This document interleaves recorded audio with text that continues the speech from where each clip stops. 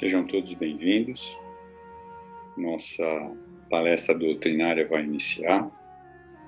Eu escolhi um tema hoje do livro Na Era do Espírito, psicografia do Chico Xavier, e são diversos espíritos.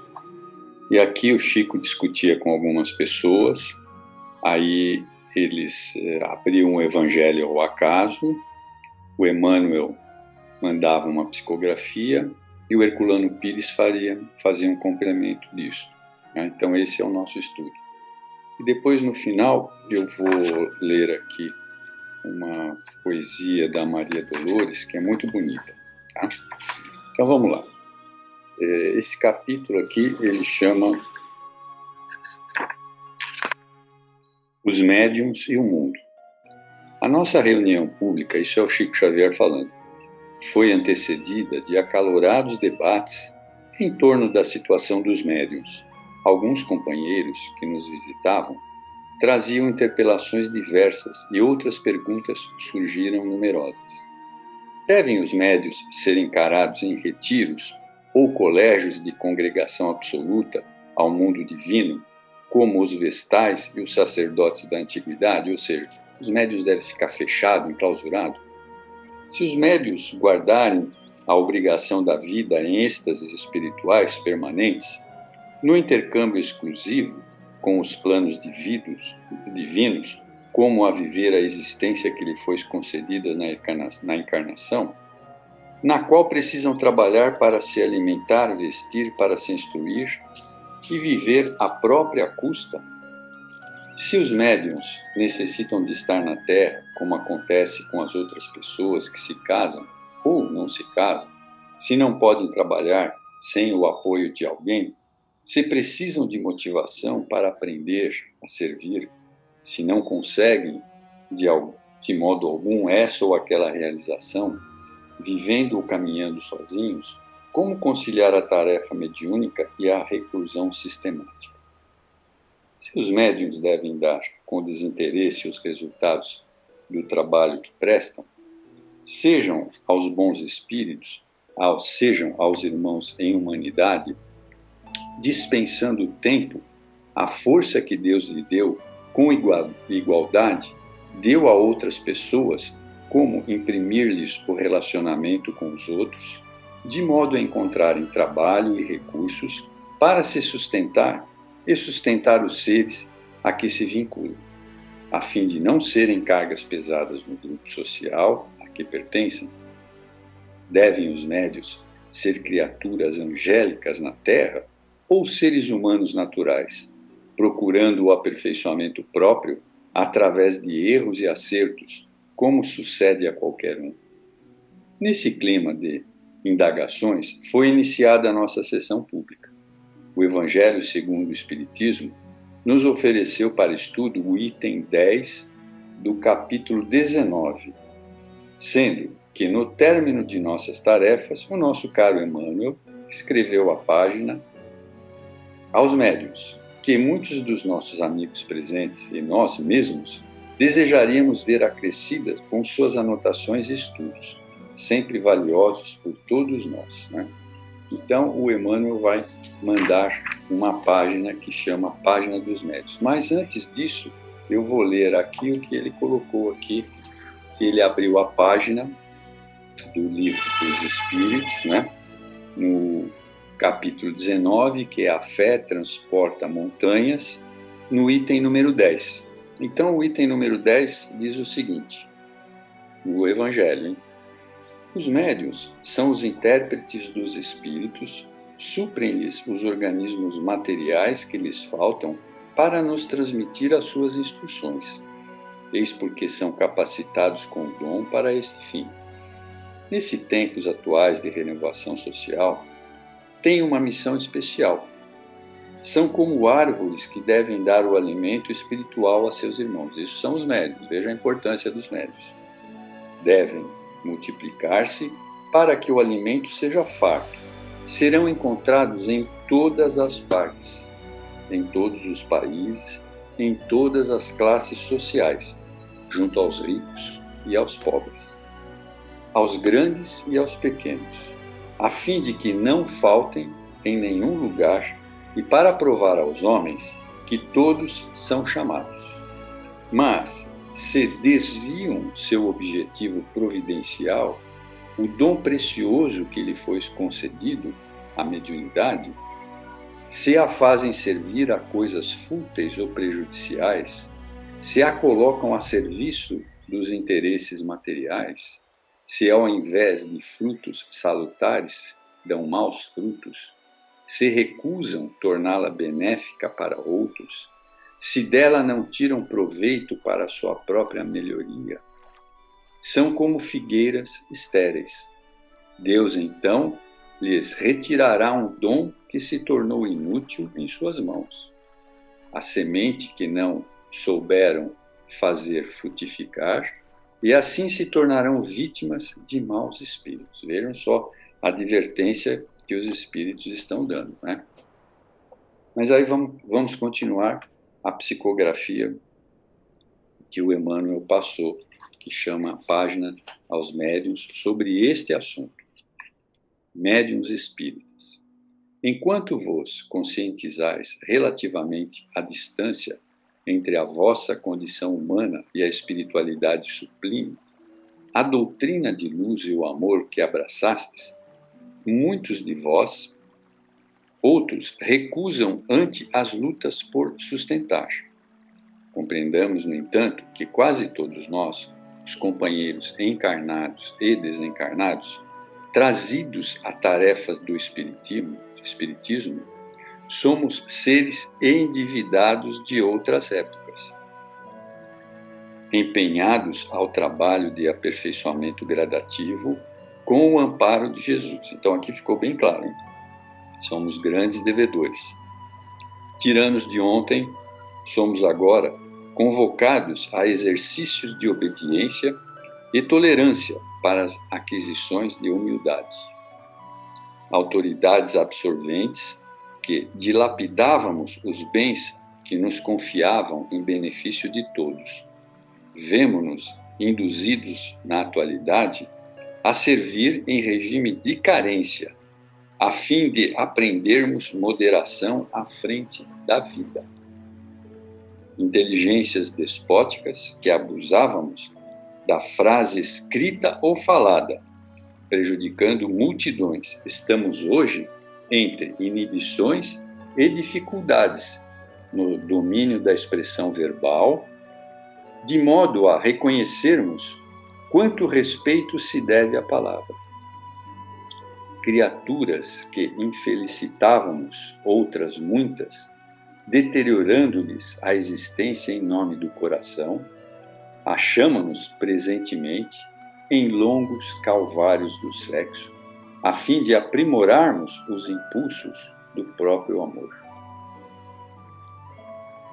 Incluímo-nos em vossos problemas, conquanto desenfaixados provisoriamente dos laços físicos, portanto as vossas lutas de hoje foram as nossas de ontem, tanto quanto os vossos conflitos de hoje serão talvez nossos amanhã, quando, pela reencarnação, estivermos na posição que atualmente ocupais. Olha só que profundo isso, hein? A despeito, no entanto, de todos os obstáculos, esposamo-nos na construção do bem a caminho da sombra para a luz. Natural tropeceis através de quedas e desilusões, muitas vezes necessárias à formação de nossas melhores experiências. Entretanto, não vos marginalizeis na estufa da ociosidade ou na furna da autocompaixão. Trabalhemos compreendendo e sigamos servindo.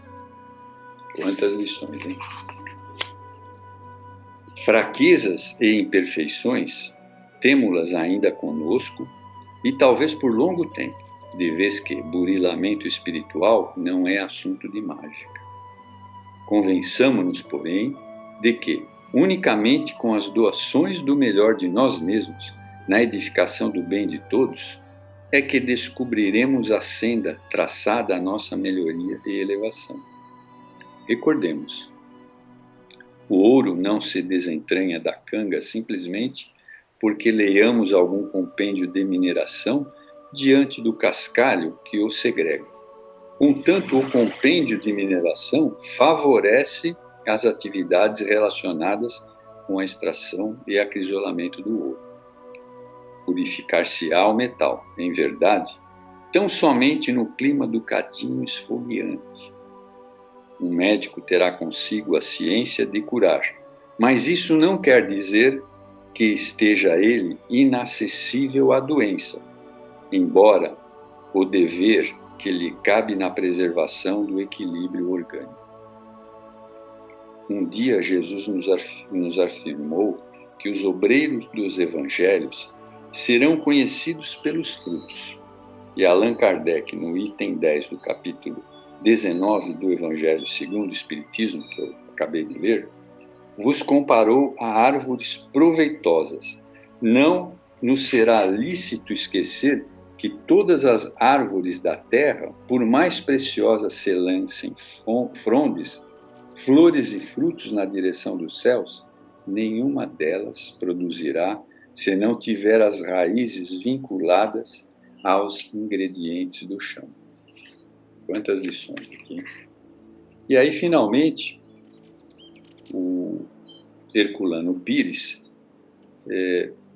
dá uma conversada sobre tudo isso que nós lemos. Agora que as clausuras religiosas começam a se abrir e o isolamento sacerdotal se converte em vivência social, seria curioso se os espíritas instituíssem um sistema de segregação para os médicos.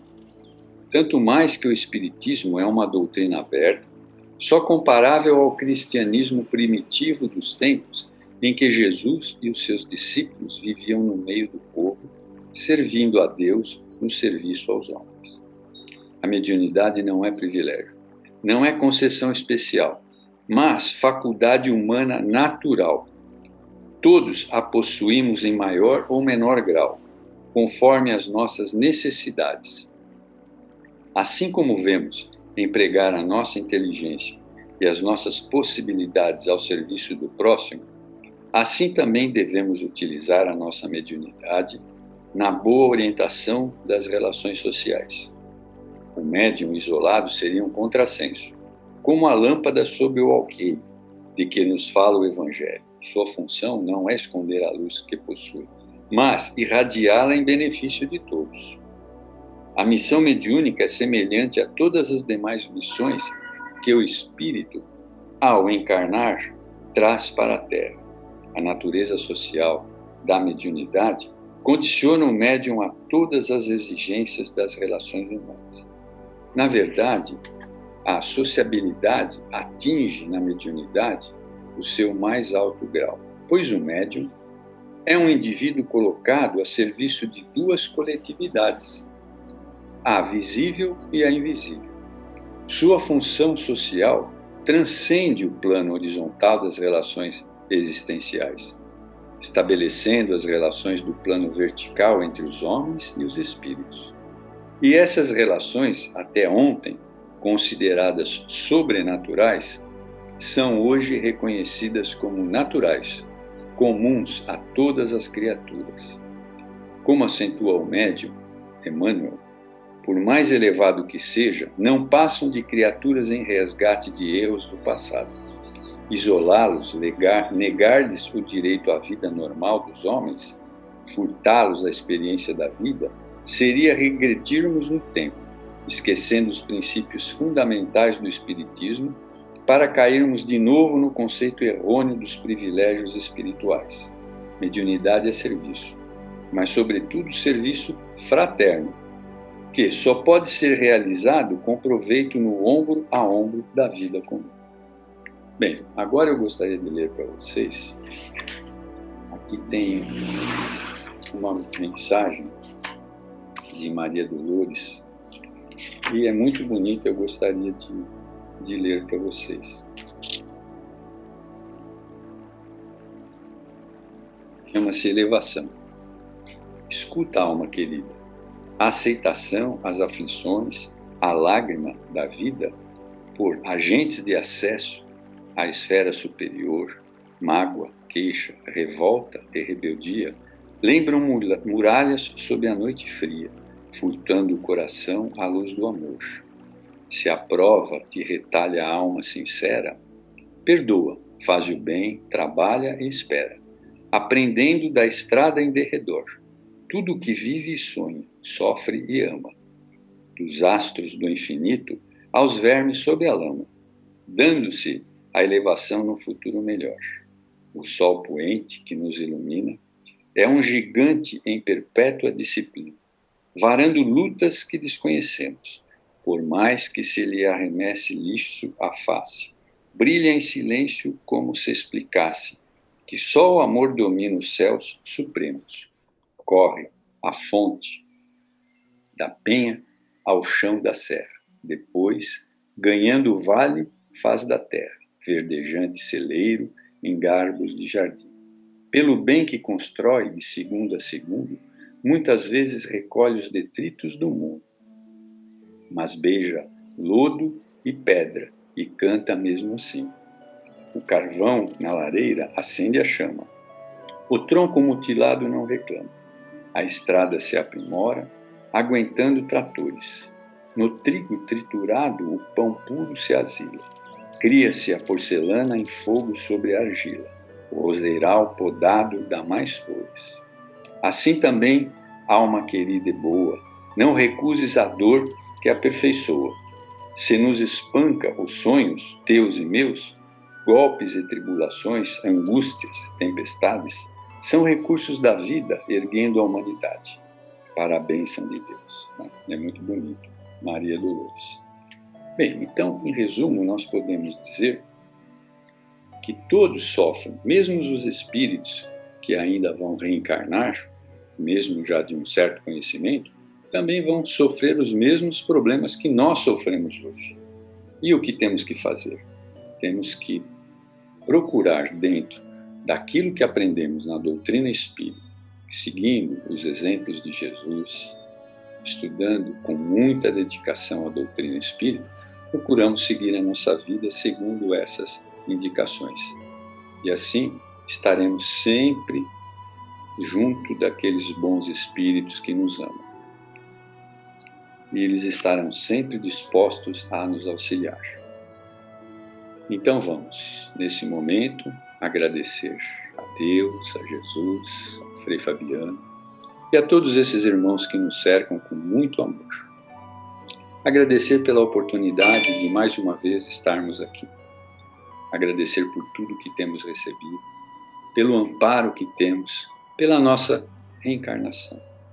E, acima de tudo, agradecer ao querido irmão Kardec pela doutrina que nos hoje faz com que tenhamos um farol a seguir nas nossas vidas. Pai nosso, que estais nos céus, santificado seja o vosso nome. Venha a nós o teu reino, seja feita a tua vontade, assim na terra como no céu. O nosso de cada dia nos dai hoje. Perdoa, Pai, as nossas dívidas, que são tantas, assim como perdoamos aos nossos devedores. Não nos deixes cair em tentação, livra-nos, Pai, de todo mal. Que assim seja. Graças a Deus, graças a Jesus. Muito obrigado.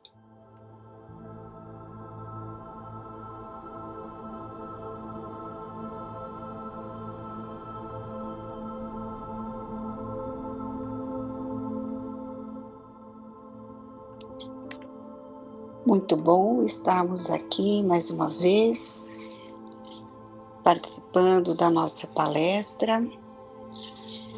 Como estamos chegando perto do mês de dezembro, mês em que mais intensamente lembramos de Jesus, dos seus ensinamentos, muito importante refletirmos sobre quem foi esse Espírito que renasceu entre os homens para nos falar de Deus, para nos trazer não só os ensinamentos como também os exemplos do Evangelho. No Evangelho segundo o Espiritismo, por Allan Kardec, o primeiro capítulo, cujo título é Não Vim Destruir a Lei, nos fala de Moisés e nos fala do Cristo. E ele começa dizendo que Jesus não veio destruir a lei, o que quer dizer a lei de Deus. Ele veio cumpri-la, ou seja, desenvolvê-la, dar-lhe o seu verdadeiro sentido e apropriá-la ao grau de adiantamento dos homens. Eis porque encontramos nessa lei o princípio dos deveres para com Deus e para com o próximo, que constitui a base da doutrina. O papel de Jesus não foi simplesmente o de um legislador moralista. Ele veio cumprir as profecias que haviam anunciado o seu advento.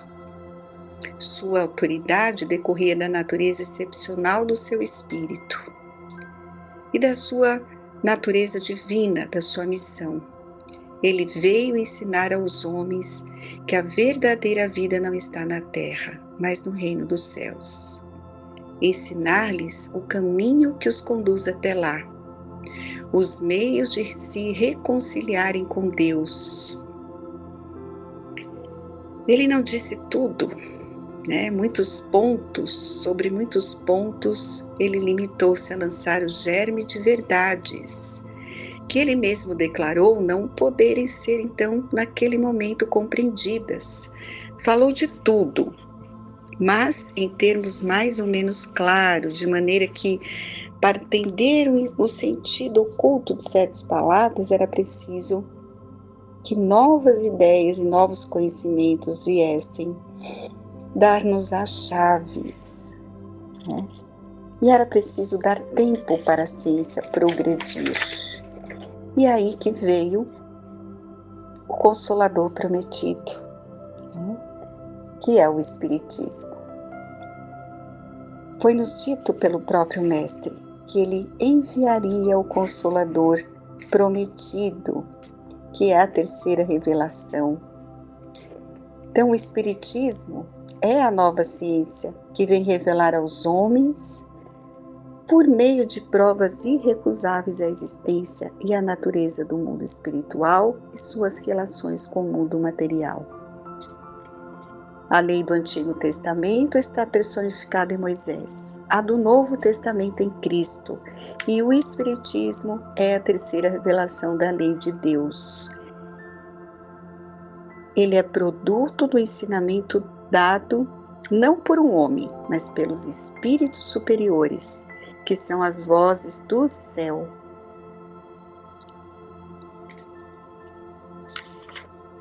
Então, muito importante estudarmos o Evangelho segundo o Espiritismo, para relembrarmos os ensinamentos de Jesus e principalmente a mais importante lição. Lembremos que o único título que Jesus aceitou foi o de mestre, porque ele sempre se preocupou nessa questão da educação da alma, da educação dos homens. Duvidar, descrer dessa ciência, dessa arte que se denomina educação, arte e ciência cuja finalidade é transformar e renovar o indivíduo, é negar a evidência da evolução. Fora da educação, não há redenção, não há salvação possível. É isso que Jesus nos ensinou. A confusão reinante no mundo atual resulta do descaso que se tem votado a tão magna questão. Os males que flagelam a humanidade contemporânea procedem da descrença, do ceticismo, da falta de confiança na eficácia da educação, principalmente no que respeita à educação moral. A crise que perturba a humanidade é de dignidade, de valores morais. E desta crise é que se originam todas as outras. Não é de sábios que precisamos no mundo nesse momento, é de caráteres incorruptíveis.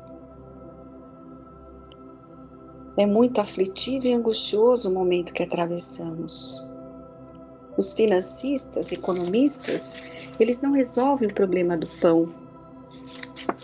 Os estadistas, eles não resolvem o mortificante problema da paz. Os sociólogos de alta envergadura jazem impotentes diante do pauperismo, do vício, do crime, da corrupção e de muitos problemas sociais. Por quê? Porque certamente lhes falta percepção interna das grandes realidades da vida, dessa vida que prossegue o seu curso além da campa. Percepção que só se obtém mediante o culto sincero da verdade. Conhece a verdade e a verdade te libertará. Não é o ensinamento do mestre?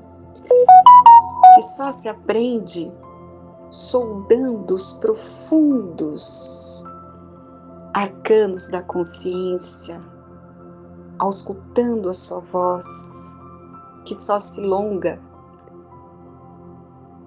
só se desenvolve finalmente no estudo, na meditação da ciência da moral, que é a ciência do coração.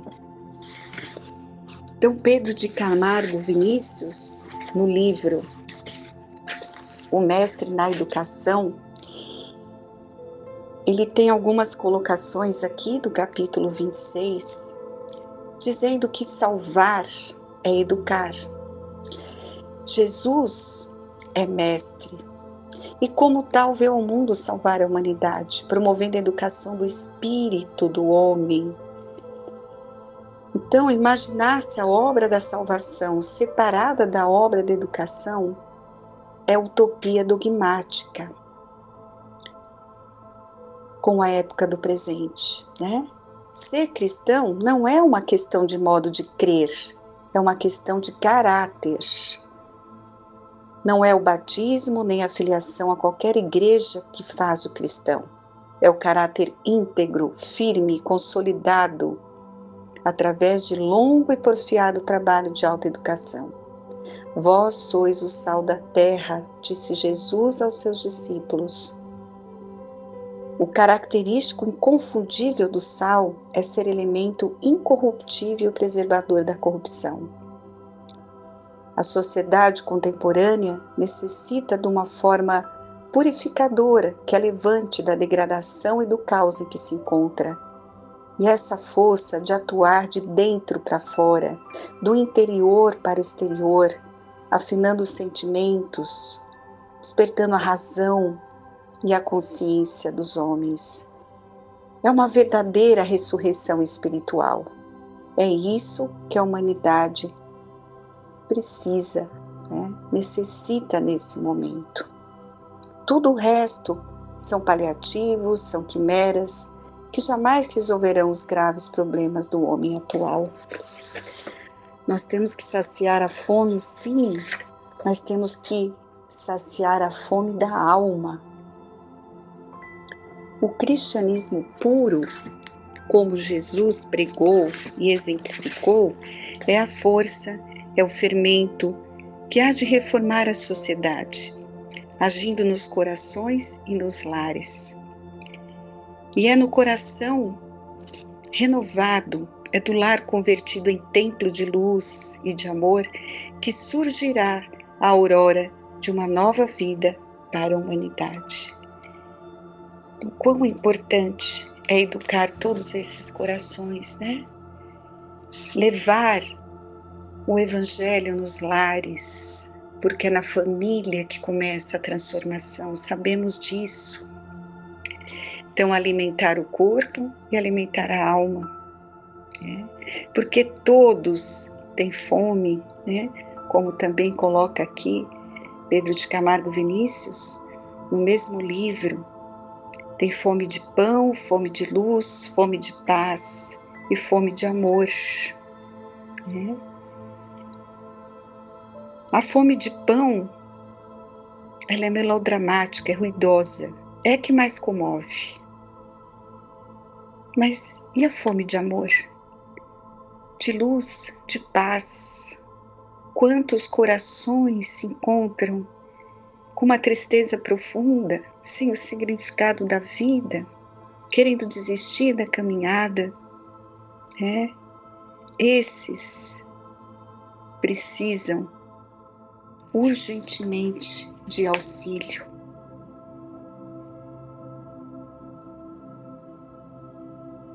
E a causa de tudo isso está na carência de luz, na miséria espiritual que lavra na sociedade em que vivemos, no descaso em que permanece a educação dos sentimentos, a formação do caráter, da consciência moral do indivíduo, não é?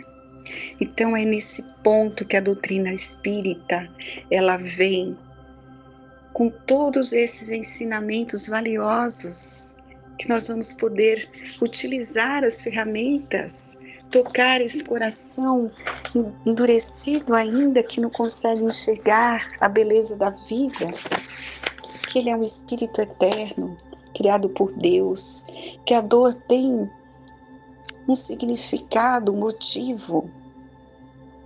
Então é isso que nós temos que fazer. É tempo de reconhecermos essas verdades. O Espiritismo, tendo por escopo principal promover a transformação do indivíduo, não pode permanecer por mais tempo alheio ao processo na melhoria individual e social. A educação que, iniciada na infância, se transforma no adulto em autoeducação, realizando o sábio imperativo evangélico: sede perfeitos como é o vosso Pai que está nos céus.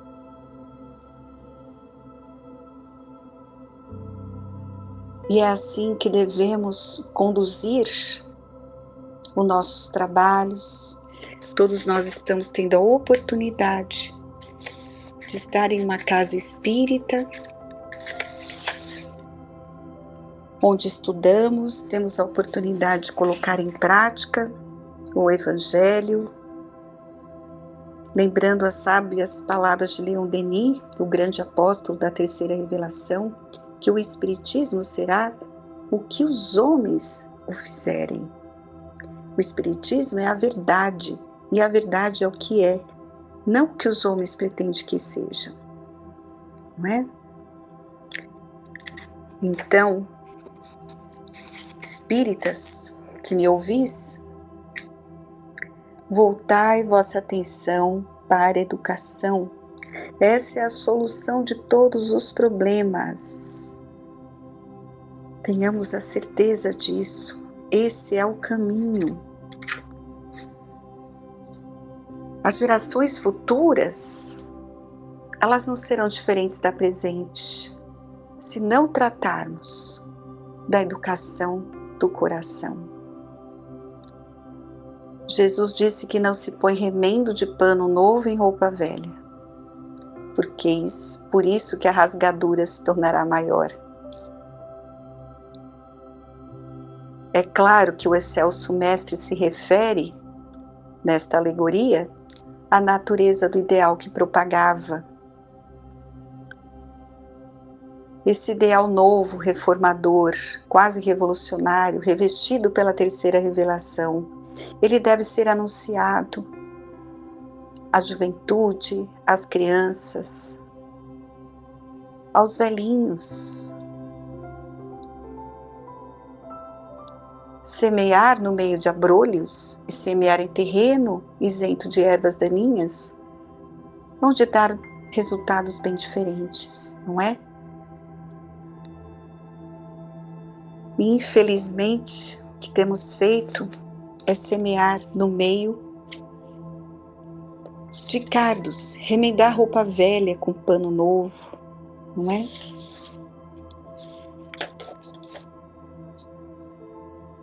Então vamos educar, porque educar é salvar, é remir, é libertar, é desenvolver os poderes ocultos mergulhados nas profundezas das nossas almas. E o objetivo máximo do Espiritismo é justamente esse: educar para salvar, iluminar o interior dos homens para libertar a humanidade de todas as formas de selvageria, de todas as modalidades de crueza e de impiedade. Esta conquista diz respeito ao sentimento, ao senso religioso que os homens do século perderam. Então, o Espiritismo é Jesus que volta de braços abertos, cantando a sinfonia gloriosa da solidariedade, pedindo-nos: dai-vos as mãos, todos vós tendes o compromisso com Jesus. Reflitamos sobre isso, meus queridos amigos que me ouvem. A prática das lições do Cristo nos leva a desenvolver o reino dos céus, a vibrar em sintonia com as suas leis divinas. A missão de Jesus é a educação, a renovação, a regeneração da humanidade. Não acontece, não existe educação do espírito no seu sentido profundo, fora dos princípios do Evangelho. Finalizando a nossa reflexão desta noite, ninguém vem ao Pai senão por mim. Quando fazeis a um desses pequeninos, é a mim que o fazeis. Brilhe a vossa luz diante dos homens. Então o roteiro está aí para todos nós. Que Deus nos dê força, coragem para ficarmos firmes na nossa caminhada. É orai e vigiai. Então, estudo do Evangelho e muito trabalho, porque há muito que fazer. Que Deus abençoe a todos que me ouvem e procuremos nesse momento estar em prece, envolvendo a todos com muito amor. Vamos nos reconciliar, perdoar quantas vezes forem necessárias, dizer às pessoas que convivem conosco o quanto nós amamos, respeitando. Esse é o caminho da verdadeira felicidade. Que Deus abençoe a todos e sigamos confiantes que Deus está no leme, nada nos faltará. O que nos falta é boa vontade, perseverança, confiança. E isso nós temos que buscar nos ensinamentos do Evangelho, sentir a sua presença em nossas vidas, lembrar que não estamos sozinhos e que tudo passa. Pai nosso que estás no céu, santificado seja o teu nome. Venha a nós o teu reino, Senhor. Seja feita a tua vontade, não a nossa, assim na terra como no céu. O pão nosso de cada dia dai-nos hoje. Perdoa, Senhor, as nossas dívidas, assim como perdoamos aos nossos devedores. Não nos deixeis cair em tentação e livra-nos de todo o mal. Que assim seja.